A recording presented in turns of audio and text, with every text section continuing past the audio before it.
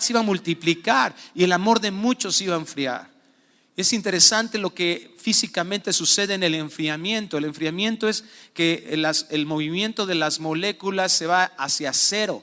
El 0 Kelvin, eso significa cuando las moléculas de un cuerpo ya no tienen movimiento, y eso es lo que está pasando con la iglesia de Cristo. El enfriamiento es de que estamos dejando de hacer lo que Él nos ha pedido hacer. Ya no evangelizamos. El tesoro más precioso que tenemos para dar en este mundo lo tenemos guardado ahí en una bolsita, en nuestro saco, ahí en nuestro cajón, ¿verdad? En una Biblia, añejándose, empolvándose en nuestro armario, en nuestro buró. El tesoro más precioso que Dios nos ha dado, ¿verdad? Ahora hay una canción de una persona que admiro mucho, Alex San Pedro, que dice eso. Esta canción se llama Sal y dice eso, ¿verdad? Ahora el maná está en el refrigerador. Ahora ya tenemos oro, ya tenemos plata. Ahora nuestros problemas económicos, muchos de nosotros están suficientemente resueltos, porque casi ninguno de nosotros hemos tenido un problema como para dejar de comer en un día. Ya tenemos oro y plata, pero el cojo no salta. ¿Qué nos ha pasado como iglesia? Que nos hemos dejado de acercar a Dios para que el poder de Él se manifieste, tener un acercamiento con Él.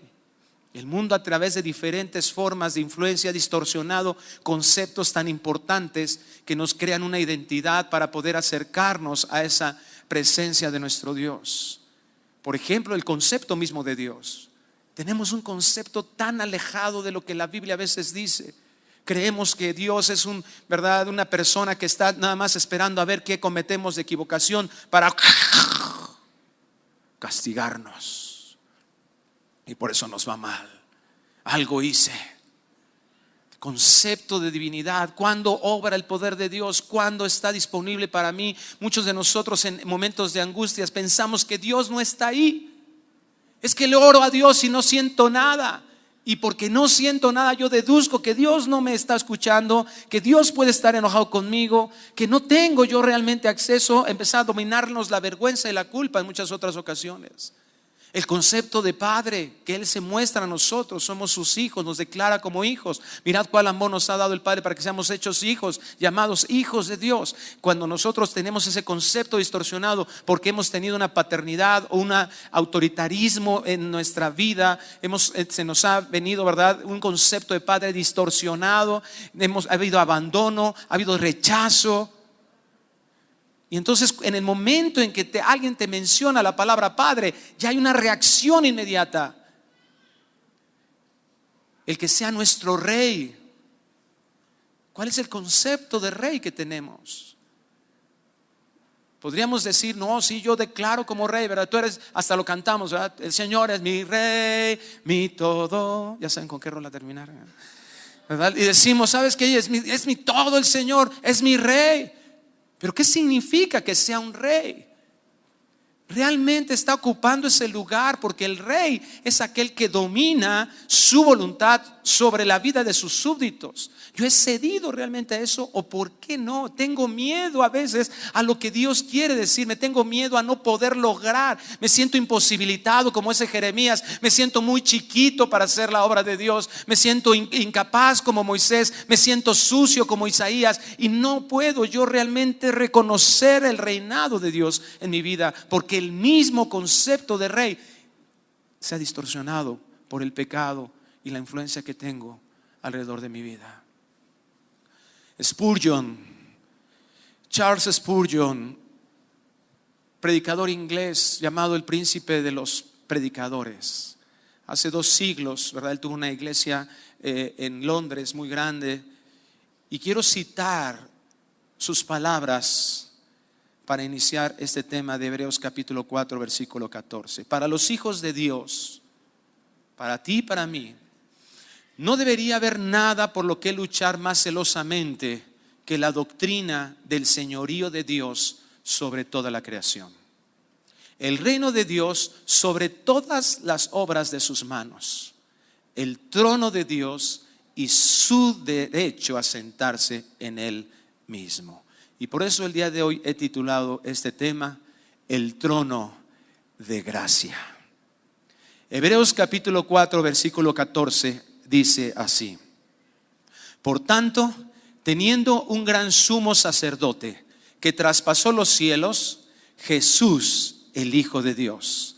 Retengamos nuestra profesión, porque no tenemos un sumo sacerdote que no pueda compadecerse de nuestras debilidades, sino uno que fue tentado en todo según nuestra semejanza, pero sin pecado. Acerquémonos pues confiadamente al trono de la gracia, para alcanzar misericordia y hallar gracia para el oportuno socorro. ¿Por qué muchos de nosotros dejamos de acercarnos ahí? La mayoría de veces es una influencia de todo lo que acabo de hablar, pero porque dejamos toda esa influencia nos estorba para reconocer lo que Cristo ha hecho por nuestras vidas. Nos olvidamos de eso. Dice aquí Hebreos 14:4 que por tanto, teniendo un gran sumo sacerdote que traspasó los cielos, Jesús, el Hijo de Dios. En Filipenses capítulo 2 versículo 5 nos vuelve a insistir el Señor qué fue lo que hizo Cristo. Aquí en Hebreos nos habla de que Cristo traspasó los cielos. ¿Por qué habla de cielos en plural? Porque la Biblia nos menciona, el apóstol Pablo en nuestras cartas, que hay un tercer cielo. ¿Qué significa eso? Que el primer cielo es toda la atmósfera terrestre. El segundo cielo es lo que está fuera de la atmósfera terrestre, físicamente hablando, que es el resto del espacio en el universo. Y el tercer cielo nos está dirigiendo hacia una situación espiritual. No quiero decir un lugar, porque realmente Dios no está dominado por un lugar. Su naturaleza está fuera del espacio y del tiempo. Entonces ese tercer cielo es algo espiritual, algo eterno, algo que está traspasando estos límites que nosotros sí tenemos. Dios no está limitado, esa es su omnipresencia, no está limitado por eso. Sin embargo, tenemos una descripción en lo que ese ambiente espiritual que nosotros tenemos una pequeña revelación de Él y que lo conoceremos cuando estemos glorificados y estemos por toda la eternidad con Él.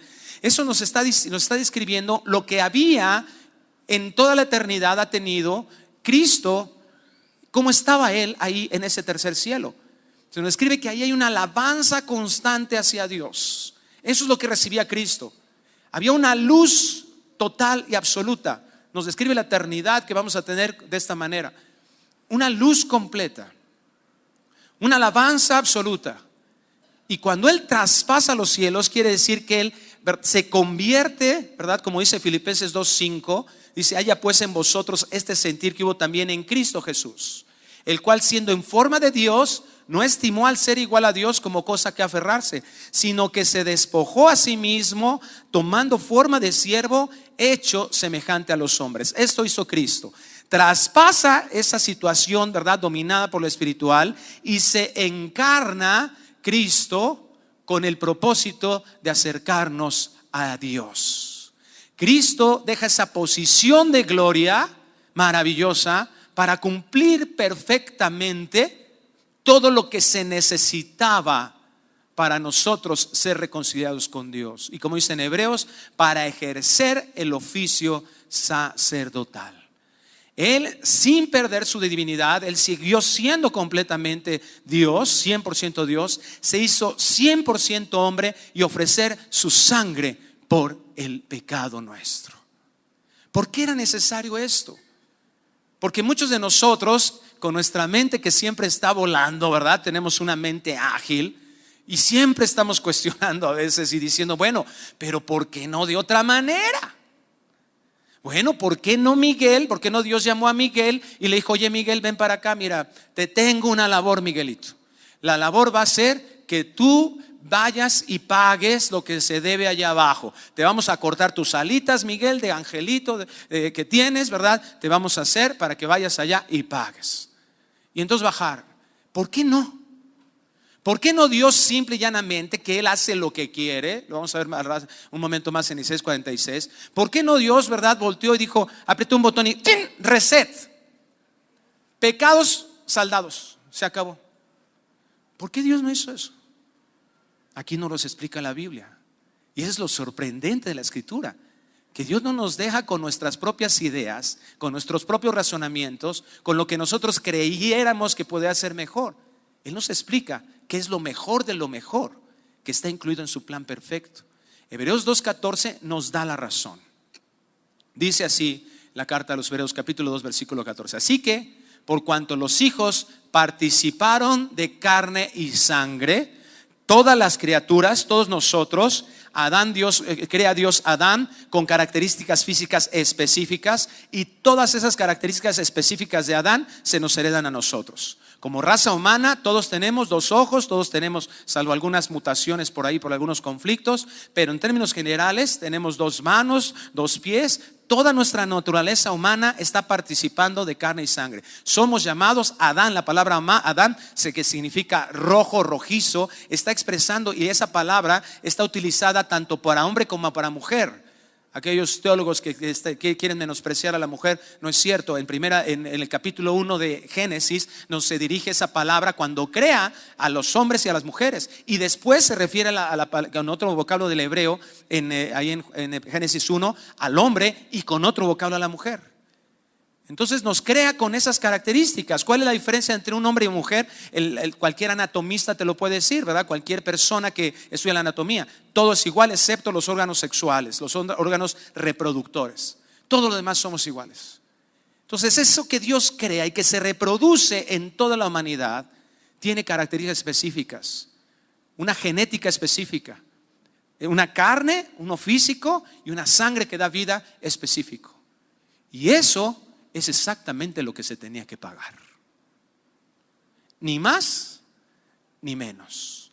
Romanos capítulo 5 nos los enseña. Por el pecado de un hombre, la transgresión específica y singular de Adán hace que se contamine la santidad con la que crea Dios al hombre, se contamina, y esa misma naturaleza física se hereda a todos los hombres. Es lo que explica Romanos 5.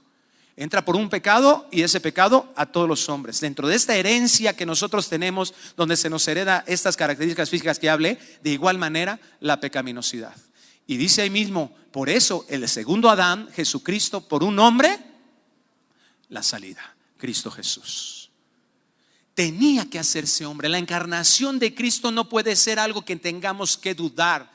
No es que era medio hombre, no podemos pensar en el dualismo, es que la carne era totalmente llevada al pecado. Por supuesto que hay una herencia de pecado, y esa es la razón por la cual Cristo nace de la semilla de María, que obtiene toda la humanidad, y donde el Espíritu Santo, qué interesante, y ahorita lo vamos a ver porque es interesante esto, el Espíritu Santo pone la semilla para que Cristo tenga aquí en la tierra esa humanidad única y singular, pero al final de cuentas 100% humano, donde a Él no se le cuenta, por supuesto, ningún pecado, ni uno solo. Pero es interesante que el Espíritu Santo es el que viene y da vida a Cristo aquí en la tierra, porque en Tito capítulo 3 versículo 4 al 6 también nos dice que ese mismo Espíritu Santo es el que nos da vida a nosotros espiritualmente. Esa simiente es sembrada en nosotros. ¿Por qué? Porque Cristo vino a pagar eso. Por eso sigue diciendo, Él también participó de lo mismo. No podría ser nada más con un animalito. Los animalitos del antiguo pacto eran un tipo, ¿verdad?, para señalar todo, ¿verdad? Entendemos todo en la ley, todo lo que se cubre en el simbolismo de los borreguitos, de los animalitos, que se cumple perfectamente en el sacrificio de Cristo. Cuando viene Juan el Bautista y viene Jesús a ser bautizado por él, ¿qué le dice? He aquí, les dice a todos, he aquí el Cordero de Dios. Desde ahí, ¿verdad?, está señalando ese sacrificio que en Isaías 53 nos habla, está profetizado en ese nacimiento de Cristo. Tenía que ser hombre. También participó de lo mismo para que de esta manera destruir por medio de la muerte al que tenía el imperio de la muerte, esto es, al diablo, y librar a todos los que por el temor de la muerte estaban durante toda la vida sujetos a servidumbre. Este Cordero de perfecto de Dios, por eso dice primera de Juan capítulo 2 versículos 1 y 2: hijitos, estas cosas os escribo para que no pequéis, mas si alguno hubiese pecado, abogado tenemos a Jesucristo el justo, que es la propiciación por nuestros pecados. Qué interesante saber esto. ¿Qué es la propiciación? Propiciación suena como a lavadero, algo, un nombre raro, propiciación. ¿Sabes que sí es rara la palabra? Porque cuando tú la buscas en el original solamente se traduce como propiciación, como lugar de propiciatorio. Y dices, qué mala onda, ¿no? Es como si me dicen, oye, ¿qué es comer? Comer es comer. Entonces no ayuda mucho el diccionario. Pero cuando nosotros analizamos profundamente la palabra, nos damos cuenta, ¿verdad?, que la propiciación es el acto que hace Cristo, mediante el cual el castigo por nuestros pecados, ¿cuál es el castigo? Es la reacción de Dios. Dios en su santidad y su justicia reacciona al pecado. Y esa reacción se llama ira de Dios, en donde Dios retribuye el pecado. ¿Cuál es la paga del pecado? La muerte. Nosotros merecíamos morir, y no tan solo físicamente, cuando desde el principio era lo establecido por Dios. Dios le dice a Adán ahí en el huerto, mira, de todos los árboles vas a poder comer, excepto de este, porque si de él comieres, de cierto morirás. La muerte entra en Adán, entra por medio de Adán el pecado, y con él la muerte física y la muerte espiritual. Esa es la razón por la cual Adán y Eva tienen que salir del huerto, porque esa comunión con el Padre queda rota. Y Cristo viene a pagar eso por nosotros. Solo a través de Cristo nosotros, ese requerimiento de la justicia queda satisfecho. ¿Con qué? Con su propia muerte. En la propiciación de nuestros pecados quiere decir que el juicio de Dios manifestado en su ira cae ¿sobre quién? Sobre Cristo. Y esa es la base y el fundamento del perdón de nuestros pecados. ¿Por qué se perdonan los pecados? Porque Dios mismo adquiere la deuda, absorbe la deuda a través de Cristo. Esto es interesante porque muchos de nosotros no sabemos perdonar. ¿Sabes por qué? Porque no nos gusta absorber la deuda. Queremos cobrar. No queremos renunciar a ese deseo de venganza, de decir, es que este me la hizo y cómo no la va a pagar. Y este es el ejemplo del perdón de Dios. Por eso nadie puede perdonar realmente si no volteas a ver la misericordia de Dios. Si no ves cuánto ha sido perdonado, jamás vas a poder perdonar al que te ofende.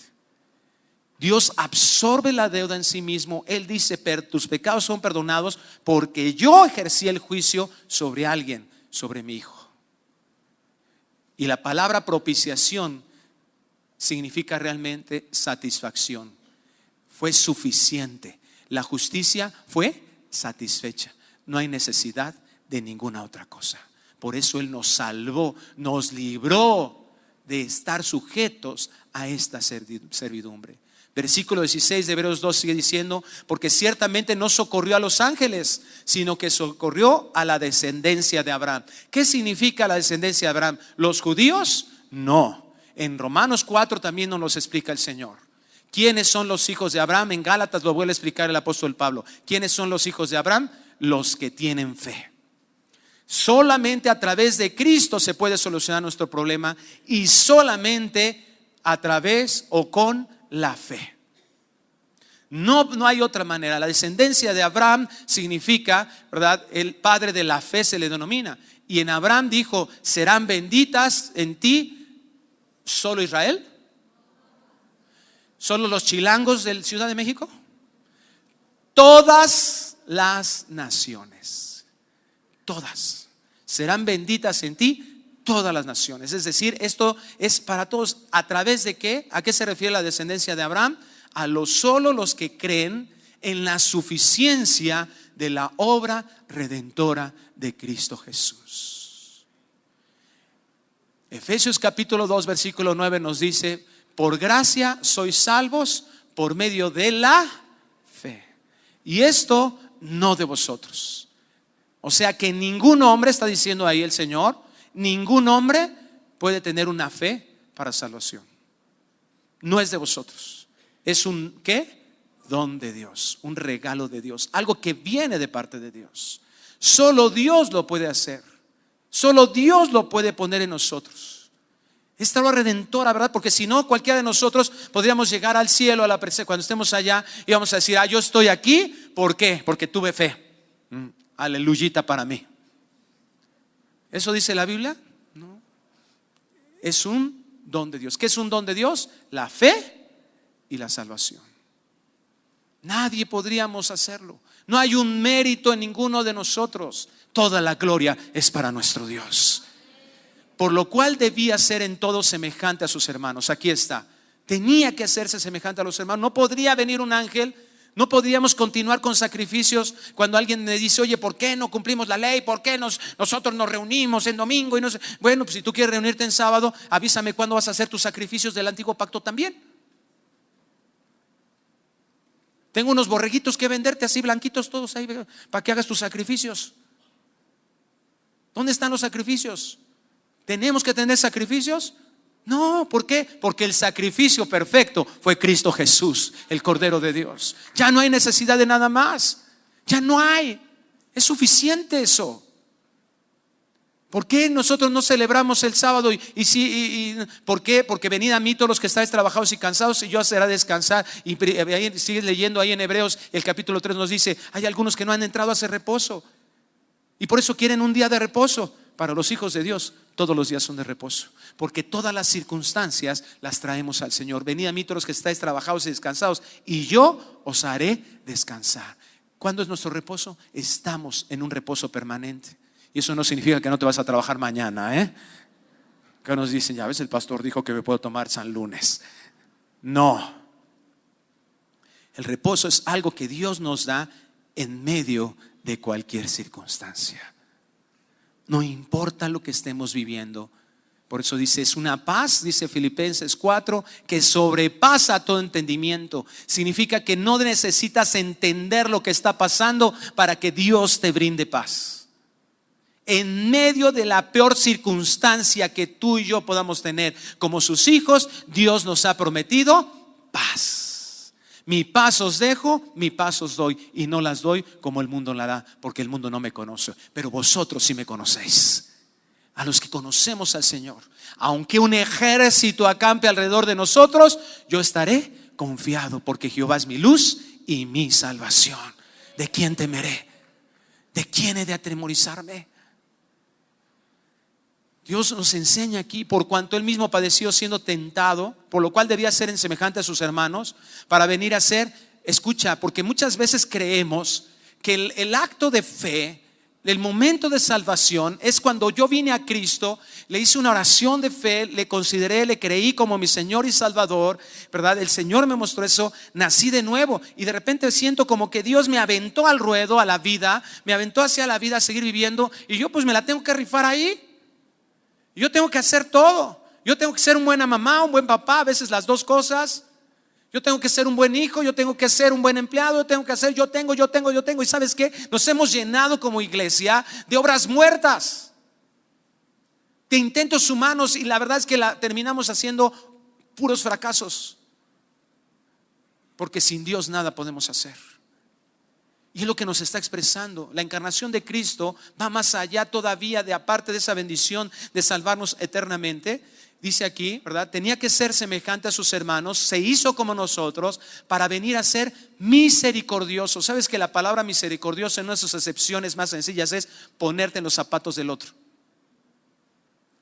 La misericordia en Cristo se manifiesta en que Él es fiel sumo sacerdote en lo que a Dios se refiere, para expiar los pecados del pueblo.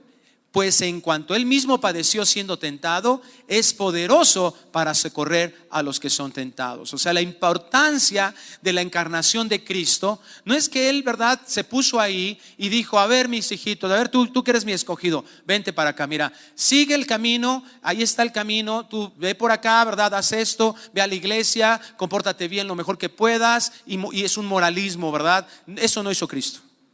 En Juan capítulo 14 versículo 6 dijo Jesucristo algo que no ha dicho ningún otro hombre que ha sido considerado profeta, que ha sido considerado, ¿verdad?, guía de este mundo espiritual. Nadie lo ha dicho, solamente Cristo.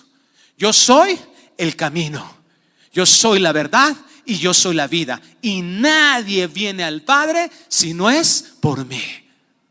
Esto es interesantísimo, porque Cristo no se paró y dijo: miren, ahí está el camino, síganlo, échenle ganas, y desde aquí les echo porras, ¿verdad? No, dijo: yo soy el camino.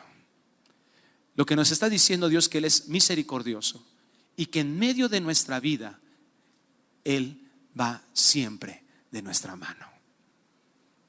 Él ha prometido, Él sigue prometiéndonos que no nos va a dejar solos ni un solo instante. Él estará con nosotros todos los días hasta el fin del mundo. Esos pensamientos de abandonados, de que te sientes solo, que te sientes, sabes que es una mentira, es un engaño del diablo, es una mentira que le has dado calidad de verdad por cómo te sientes. Pero no es una realidad de acuerdo a la palabra de Dios, porque Dios no se ha alejado de nosotros, porque Él se ha acercado a nosotros. Cuando la palabra de Dios dice que Él vino a buscar y a salvar lo que se había perdido, que fuimos todos nosotros, ¿sabes por qué lo dice? Porque si Él no viene a buscarnos, nosotros nunca lo hubiéramos buscado a Él. Estábamos imposibilitados de eso. Y hay algunos que dicen: no, es que yo buscaba a Dios y yo hice y hasta que lo encontré. No te equivoques. De las 100 ovejas, una se perdió y se fue. Y el pastor fue a buscarla. ¿Sabes por qué? Porque esa ovejita jamás hubiera podido venir. Nunca hubiera regresado al redil. Es una oveja miope, tonta, bruta, como tú y yo comprenderemos. Incapacitados, alejados de Dios, destituidos de su gloria. ¿Cómo podemos seguir el camino sin escuchar el camino que Él mismo tiene para nosotros? Es una obra de Él, es una obra que solamente Él pudo hacer. Solo a través de Cristo y la fe que pone en nosotros podemos acercarnos al Padre con libertad. Por tanto, teniendo un gran sumo sacerdote, no un sumo sacerdote nada más, un fiel y gran sumo sacerdote que traspasó los cielos, Jesús, el Hijo de Dios. Él entrega y ofrece, Él derrama, dice, ¿verdad? Yo voy voluntariamente a pagar lo que se debía. Y se hizo hombre, derrama toda su sangre como el cordero para limpieza de nuestros pecados. Tenía que ser derramada hasta la última gota de su sangre. Por eso cuando viene el soldado y ¡pum!, le entierra la lanza, sale solamente agua y lo último de la sangre, porque toda la sangre se derramó. La sangre es símbolo de vida para la Biblia. Él derrama, entrega toda su vida. Todo Él, ¿verdad? Muere por nuestros pecados. Él ofrece toda su sangre como ofrenda, ¿verdad? Entrega toda su sangre. Y Él, como sumo sacerdote, que es el oficio de los sacerdotes, interceder por el pueblo, en lugar de nosotros nos sustituye y presenta su sangre como ofrenda por nuestros pecados. Sacerdote único, sacerdote excepcional, maravilloso, perfecto, completo y lo más importante, permanente. Y por eso nos invita en esta condición, en esto que Cristo, en esta obra perfecta de Cristo, retengamos nuestra profesión. No significa profesión de a lo que te dedicas tú en tu vida, sino lo que profesas. ¿En qué hemos creído? ¿Creíste que Jesucristo es tu Señor y Salvador? ¿Lo creíste? Mantente creyéndolo. ¿Creíste que Él fue a la cruz y derramó toda su sangre y que presentó esta ofrenda como este sumo sacerdote? Manténlo ahí, retén tu fe. Hay que mantenerse creyendo que no fue, ni nunca ha sido, ni va a ser por mis méritos. Es una gracia permanente. Es algo que Dios está manifestando y que a Él le agrada manifestar sobre nosotros. ¿Qué es gracia? Nosotros decimos, lo podemos definir así, ¿verdad? Lo hemos definido tradicionalmente de forma sencilla, aunque la gracia, ¿verdad? Estamos estudiando qué es, cómo se manifiesta, pero definimos la gracia. Si no escuchaste al hermano que te dio la definición de gracia, quiero pedirte un favor desde aquí como pastor. Dale un codazo y dile: despiértate. En el nombre del Señor, porque la mayoría de nosotros conocemos qué es gracia. Es un atributo de Dios que se manifiesta dándonos lo que no merecemos. Un regalo inmerecido, ¿cierto? Hace algún tiempo, algunos años, desde hace algunos años yo me preguntaba y le preguntaba a Dios: Señor, ¿qué viste en mí? ¿Qué viste en mí para amarme? ¿Qué viste en mí para salvarme? Y yo analizaba mi vida y: Señor, no viste nada. Y entendí ese concepto de la gracia. Un regalo inmerecido. No merecía que tú me dieras fe. Yo no merecía que tú vinieras a salvarme. Yo no merecía que tu Espíritu Santo viniera a regenerarme. Yo no lo merecía. Yo no hice nada para merecerlo. Pero ¿sabes qué? Hace algunas semanas me di cuenta que sí hice algo. Sí hice algo. ¿Sabes qué hice? Pequé. No tan solo me coloqué, no tan solo no hice lo bueno, no cumplí la justicia de Dios, las ordenanzas de Dios, no tan solo eso. No tan solo me quedé parado y no hice nada, Señor, no, porque eso es inmerecido. No, hice lo contrario. Hice cosas que te ofendían. Hice cosas que te hicieron que tu Hijo Jesucristo viniera a derramar su sangre por mí. Y entonces creo que la mejor definición de gracia es un regalo desmerecido. Porque más allá de no hacer nada y de no merecerlo por algo que yo he hecho para merecerlo, hice lo contrario para merecerlo. Y esto es lo maravilloso de la gracia de Dios. Y es lo que Dios quiere que entendamos. Que no hay ni un solo acto en nosotros que haya hecho que lo mereciéramos. Es una mentira del diablo cuando dice, no, es que Dios sabía que no lo ibas a rechazar. Sabes que eso merecería un mérito. Tendría un mérito para mí. Yo no tenía nada. Yo por mi propia naturaleza, dice Romanos 8, no pueden agradar a Dios. No pueden. Los que no tenemos al Señor, ¿verdad? O cuando no estamos muertos en nuestros delitos y pecados, estábamos sometidos a eso, éramos esclavos del pecado. Era imposible. Estábamos totalmente ajenos a Él, destituidos de su gloria. Dios quiere que te retengamos. Esa es nuestra profesión, que hemos creído, creemos en la gracia de Dios, y Dios queremos que nos mantenga para ahí, en ese lugar, en ese pensamiento en nuestras vidas.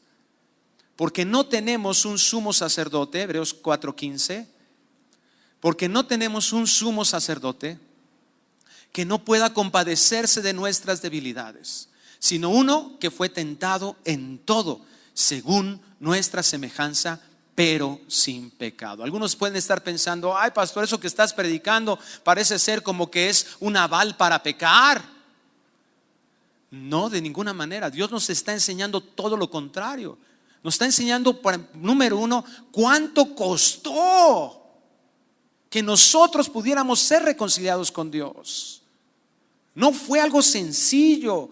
Costó la vida de Jesucristo, el sufrimiento, ese traspasar de los cielos de Cristo y hacerse hombre. ¿Qué tenía Cristo en la eternidad? ¿Qué tenía? Había luz, dice, nos describe en Apocalipsis, ¿verdad? Que allá en la eternidad, allá en la presencia de Dios hay luz total, luz absoluta, hay gozo permanente, hay, ¿verdad?, alabanza a Dios todo el tiempo. Cuando Cristo traspasa los cielos, se humilla hasta lo sumo y se hace hombre y cae en un vientre donde ¿qué hay? Obscuridad. Todo lo contrario. Donde no hay gloria ni alabanza, hay silencio. Y aún más que silencio, lo primero que recibe Cristo es rechazo. ¿Qué dijo José? Está en Barcelona María. Hay los vidrios. Tuvo que venir un ángel a hablarle y a explicarle lo que estaba pasando. Gracias a Dios, ¿verdad? Y José se queda ahí y hace el viaje y cumple el propósito. Pero desde ahí, rechazo. Nace incomprensión. Nadie le entendía. Los religiosos que según se decían que escudriñaban las escrituras no le reconocieron. Rechazo de unos, a lo suyo vino y los suyos no le recibieron. Todos le rechazaban. Rechazo. Hace unos días mi esposa me decía, ¿sabes qué? Es impresionante que cuando Cristo se levanta ahí y detiene la tormenta con una palabra se detiene, y nosotros con miles de palabras no le obedecemos. Cada vez que aún como hijos de Dios pecamos, seguimos rechazando de alguna manera al Señor, porque intercambiamos nuestro precepto y nuestra pequeña satisfacción por la mesa aderezada que tiene para nosotros, el grupo de bendiciones, llena de bendiciones que tiene para nosotros. De alguna manera, cuando seguimos pecando, estamos rechazando la obra de Cristo, estamos menospreciando la obra de Cristo, nos volvemos juniors espirituales. Socialmente, ¿verdad? Los mis reyes y los juniors. ¿Por qué un junior va y destroza un auto? ¿Sabes por qué? Porque no valora lo que cuesta ese auto. ¿Por qué despilfarra, verdad? Y yo pago todo, ¿verdad? Pues ¿sabes por qué? Porque no le ha costado eso, porque no entiende el costo de eso. Y es muchas veces lo que nos pasa. Nos olvidamos de lo que costó nuestra salvación y por eso seguimos involucrados con relaciones que no nos convienen. No nos importa estar ahí con amigos que nos hacen sentir bien, con tantita aceptación, nos hacen sentir bien, ¿verdad? Nuestro orgullo, nos hace sentir bien nuestra soberbia, nos hace sentir bien que nos reconozcan, nuestra altivez, nos hace sentir bien todo eso, nos hace sentir bien que somos poderosos y que robamos y que aparentemente no pasa nada, nos hace sentir bien que mentimos, y eso es lo que, esas migajas asquerosas es con las que nos conformamos en nuestra vida, cuando Dios tiene una mesa servida de bendiciones a través de Cristo y lo seguimos rechazando. No tenemos que llegar al grado de culpabilidad y someternos a eso y ciclarnos, ¿verdad? Ahí en la culpa y la vergüenza. Retén tu profesión. Recuerda que no es por tus obras. Tú nunca vas a alcanzar la solución a tu pecado, porque esa culpabilidad y esa vergüenza no te hace recurrir al único medio donde se pagaron todas las deudas, a la cruz de Cristo. Colosenses 2:14 lo dice, ¿verdad? Que en esa cruz, ¿verdad? En esa, ahí el acta de decretos que era en nuestra contra, el original dice, la carta de deuda quedó clavada en la cruz del Calvario. Y los principados y potestados que eran expuestos públicamente, venciendo Cristo para todos ellos en la cruz del Calvario. Es la victoria de los hijos de Dios. Y nosotros la menospreciamos. Es el único recurso eficaz para limpiar el pecado, es la sangre de Cristo. Cuando nosotros confiamos en que solo a través de Cristo, ya no vamos a depender de nuestras mejores ideas, de nuestras formas, ni de nuestro orgullo, y ni siquiera de nuestra culpa, porque es la gracia de Dios. Ni nuestras mejores obras, ni las peores, nos hacen no tener acceso, porque no es por nuestros méritos, es por el mérito de Jesucristo. Y entonces aquí viene la exhortación, versículo 16 de Hebreos 14. Acerquémonos pues, ya no temblando, acerquémonos pues confiadamente al trono.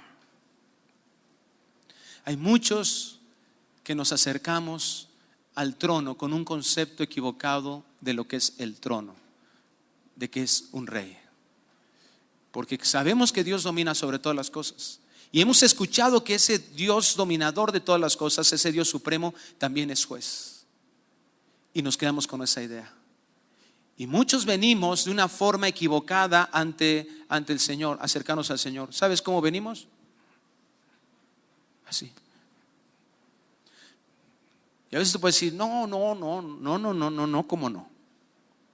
¿Cómo le hablas a tu esposa? Normalmente hablamos con nuestra esposa, con nuestros amigos así, ¿verdad? Oye, ¿cómo estás? ¿Qué te pasa? Oye, pero cuando venimos al Señor, queremos aparentar otra cosa, a tal grado que hasta el tono de la voz nos cambia. Tú hablas así normalmente con tus amigos cuando vienes así, oh Dios Todopoderoso. Eso no es entrar con confianza. Cuando queremos aparentar, cuando queremos justificar nuestros errores y le dices, Señor, pues sí, la verdad cacheteé a mi esposa, pero es que también no entramos con confianza. Podemos entrar con dolor, inclusive con culpabilidad, porque sabes que la has regado, pero entrar confiadamente es entender que tú no tienes absolutamente ninguna solución en tus manos. Tú no tienes ninguna justificación que dar. El pecado es pecado, y el pecado solo se soluciona en la obra de Cristo Jesús. Dios abrió la puerta para sus hijos y le agrada y le glorifica que nosotros usemos esa puerta. que entremos confiadamente al trono y que nos demos cuenta que no es un trono de juicio, es un trono de la gracia, para alcanzar misericordia y hallar gracia para el oportuno socorro. En Hebreos capítulo 11 versículo 6 nos dice que sin fe es imposible agradar a Dios, porque es necesario que el que se acerca a Dios crea que le hay y que es galardonador de los que le buscan.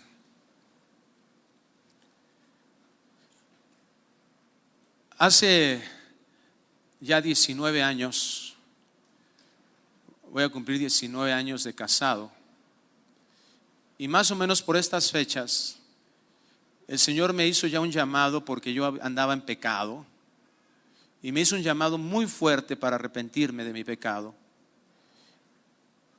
Yo amaba a mi novia, que ahora es mi esposa. Yo decía, estaba muy convencido que me iba a casar con ella. Y el Señor me puso un zarandeo muy fuerte exactamente el 17 de julio de hace 19 años. Y me dijo, ponte en orden. Me acuerdo de la fecha porque es mi cumpleaños, ahí por sí. La fe sin obras es muerta, ¿eh? Y recuerdo que yo tenía mucho miedo hacia mi padre.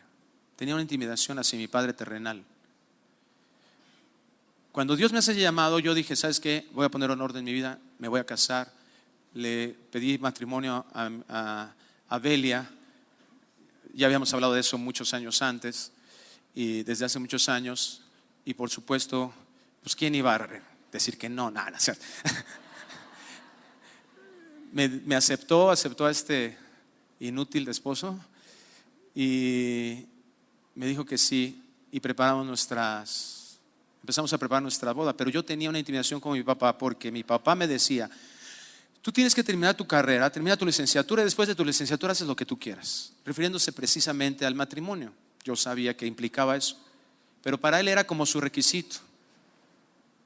Y no me titulaba, y no me podía titular, no podía terminar toda mi carrera.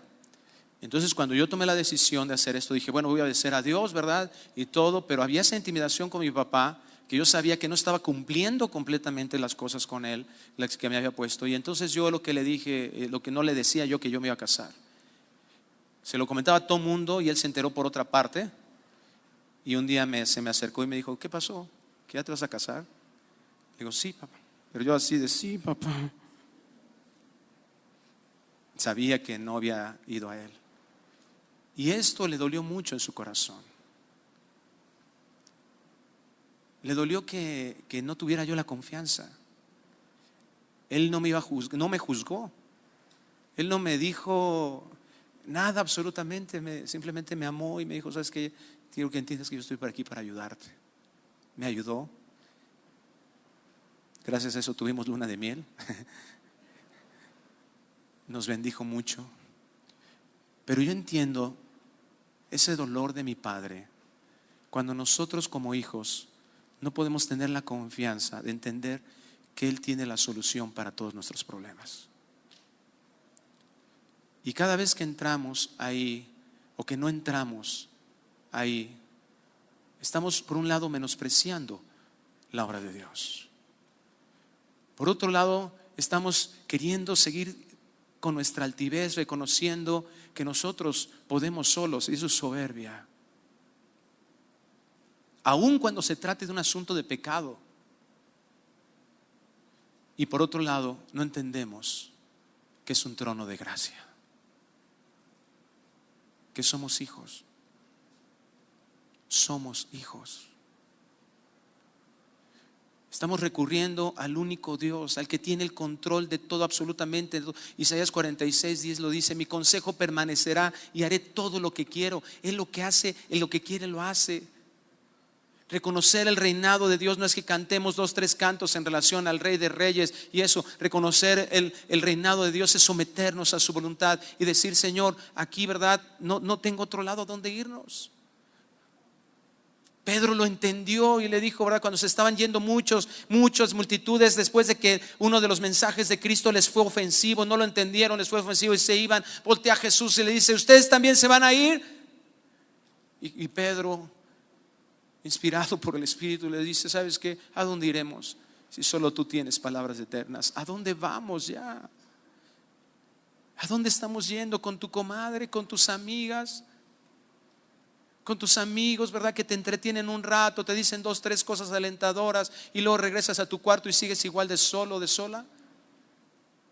Con aquella persona que te escucha, que te parece que te aplaude, te dice tú eres aquel, te anima y te dice: ¿sabes qué? Pero que tú sabes que estás en pecado, que te sientes aceptado, que te sientes reconocido. Maldito el hombre que confía en el hombre. Cualquier parte de nuestra confianza y nuestra seguridad que tengamos aquí en la tierra, sea dinero, sean logros, sean bienes, sean personas, sean amigos, quien sea que tengas ahí, que te esté brindando seguridad, tarde o temprano te va a fallar y te vas a ir a un pozo profundo. Vas a tener que pagar, ¿verdad? Pasar por un proceso, un naufragio como Jonás y tocar un fondo. ¿Qué necesidad cuando está el trono de la gracia?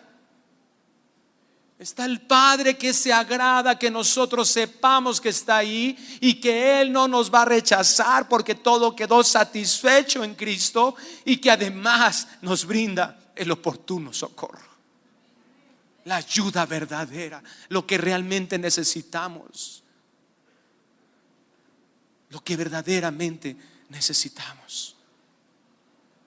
¿Qué obra nuestra impide el acceso si solo ese acceso es por el mérito de lo que alcanzó Cristo Jesús? Vamos ahí al trono de gracia para alcanzar misericordia y hallar gracia para el oportuno socorro. Cuando te sientas solo, cuando pienses que hay un problema, como decíamos hace 15 días, no te esperes hasta que la chamaca se está muriendo, ya no. Ven al Señor. Tienes que tomar una decisión. No lo hagas en tus fuerzas. No tomes decisiones a tu manera. Deja de abandonar. Muchos hemos abandonado el llamado de Dios. Y estás consciente que has abandonado el llamado de Dios. Estás consciente que Dios te encargó algo específico y tú en tu propia decisión, porque has visto adversidad, porque has visto problemas, quieres dejar lo que a Dios te llamó. Dios te llamó a ser padre de esa familia y has pensado dejarla porque a veces piensas que no eres capaz, porque a veces piensas que no eres lo suficientemente bueno. Dios te puso en donde te puso no porque fueras bueno. Dios te puso donde te puso porque Él es nuestro pronto auxilio en medio de las tribulaciones.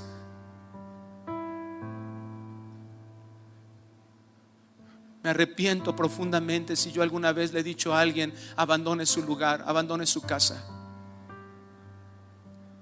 Porque sabes, en medio de la peor circunstancia de tu hogar, de tu economía, de tu matrimonio, Dios no te deja. Aunque un ejército acampe alrededor de mí, yo estaré confiado, porque Jehová es mi luz y mi salvación.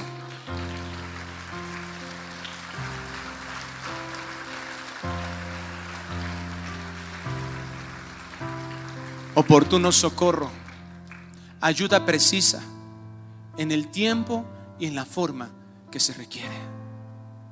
Te hace falta fuerza, ya no te metas nada, ya no le evadas.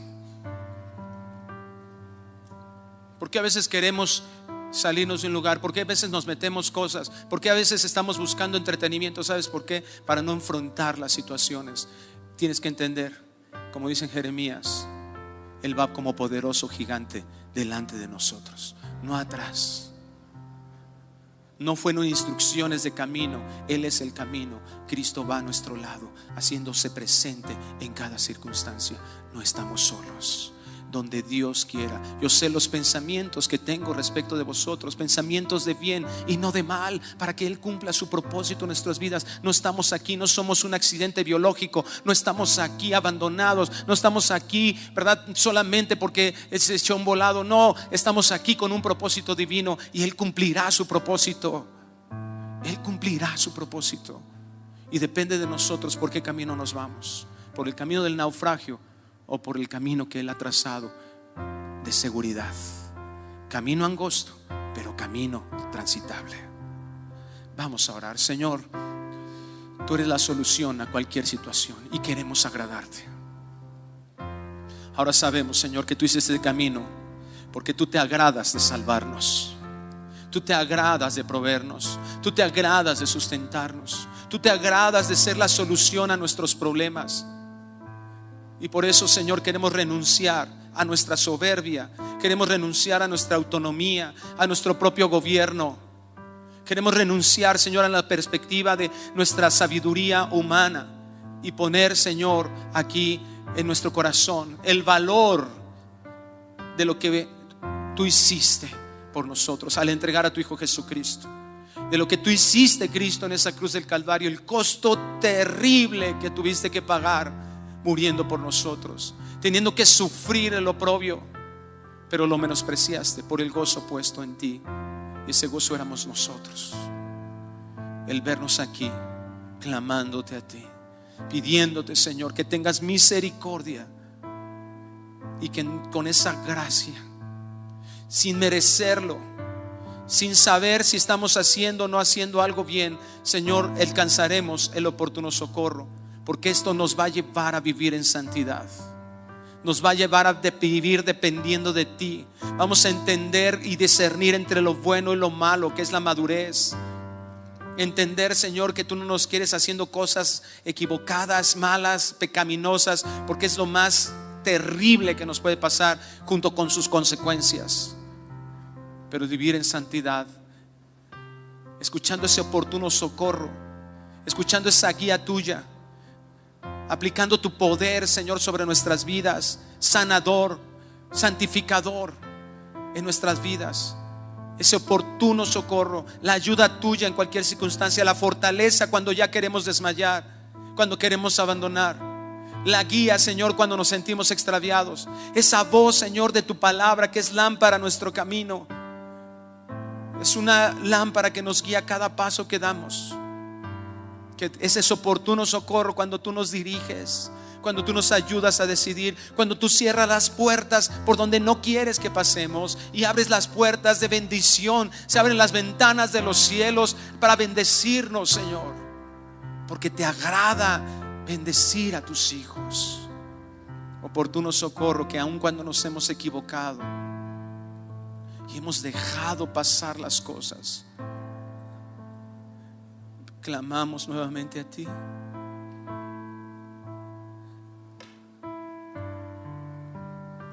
Y no nos rechazas. Nunca rechazaste a Israel. Se alejaban de ti, adoraban Baales, adoraban ídolos, les iba mal, recurrían a ti, y como Padre misericordioso perdonabas el pecado y te inclinabas hacia ellos y los sacabas del pozo de la desesperación, del lodo cenagoso, y los ponías con peña en un lugar seguro. Señor, queremos permanecer. Ya no queremos estar fluctuando entre dos pensamientos. Ya no queremos, Señor, estar adorándonos a nosotros mismos, adorando el pecado, Señor, y la maldad, idolatrando, Señor, la satisfacción de esos pecados terribles, intercambiándolos por la obediencia a ti. Ya no queremos más de eso. Queremos vivir en la plenitud, el gozo y la paz que solo la obra de Cristo Jesús, en tu presencia podamos vivir a tus pies, el lugar más alto, ahí donde es verdaderamente seguro, porque a pesar que veamos pérdidas, a pesar de que veamos, Señor, que las cosas no van bien, tú puedas satisfacer todo en nuestras vidas, que seas el número uno y el todo. Bendícenos, Señor. Bendícenos y danos la fuerza para renunciar a todo eso que está estorbando, para que tú ocupes ese trono de nuestro corazón.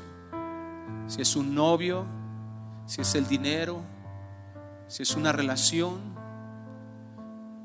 si son nuestros logros, nuestros bienes, lo que no esté ocupando, que no seas tú que esté ocupando el trono de nuestro corazón, que estemos haciéndole más caso a esas voces que a la tuya. En el nombre de Jesús queremos pedirte que sean quitados. Nos ayudes para renunciar a eso y que tú te coloques en ese trono donde nos dices, Señor, lo que tenemos que hacer y cómo tenemos que vivir. Cualquier cosa, Señor, que esté ocupando, nuestros hijos pueden estar ocupando ese lugar, así como le pasó a Elí.